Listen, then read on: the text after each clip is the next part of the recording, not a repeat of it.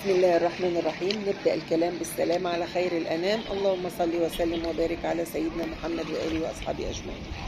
ازيكم حبايبي، عاملين ايه؟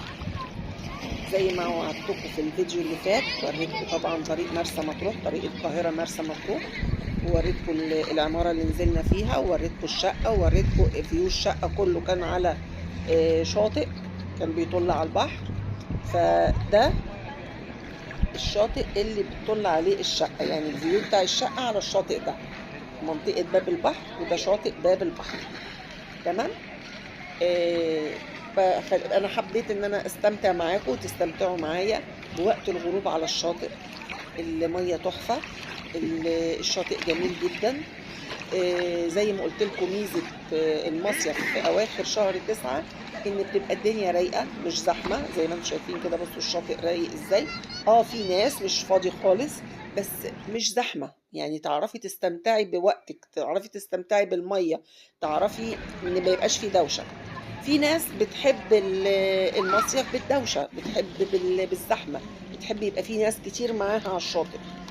في ناس بتحب كده، وفي ناس بتحب تبقى الدنيا هادية ورايقة.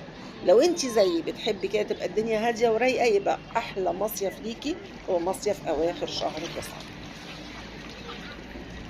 لكن لو بتحبي الزحمة ويبقى معاكي ناس كده على الشاطئ ويبقى في حس معاكي وكده، يبقى بالنسبة لك 7 و8 كويس قوي. اكتبوا لي في الكومنتات بتحبوا انهي مصيف فيهم. هل بتحبوا مصيف الروقان زي حالاتي كده، فبالنسبة لكم يبقى شهر 9 كويس قوي، ولا بتحبوا المصيف الهيصة ويبقى معاكم ناس كتير والشاطئ يبقى زحمة وكده، فبالنسبة لكم يبقى 7 و8 كويس. وطبعا ما تنسوش لو لسه ما اشتركتيش في القناة انزلي بسرعة بسرعة بسرعة، اشتركي في القناة، فعلي زر الجرس، وكومنت حلو زيك يا قمر.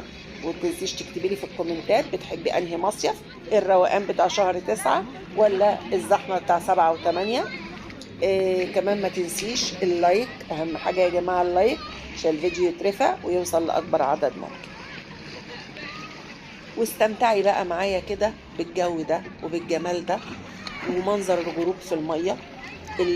المية يا جماعة من روقانها ميزة مية مطروح كمان ان المية نفسها رايقة، مفيش كمان موجة عالية. يعني بص الناس بصوا جوه ازاي، احنا كنا بنخش لغاية جوه كده وبنبقى واقفين على الارض عادي، مش غريق.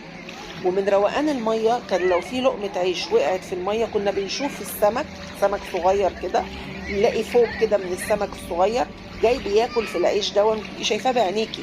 من روقان المية ومن جمال المية. وبصوا منظر الغروب، السماء كان فيها سحاب بس برضو كانت تعتبر صافية. الجو كان تحفة، كان جميل جدا. ما تنسيش بقى زي ما قلت لك الاشتراك واللايك والكومنت الحلو.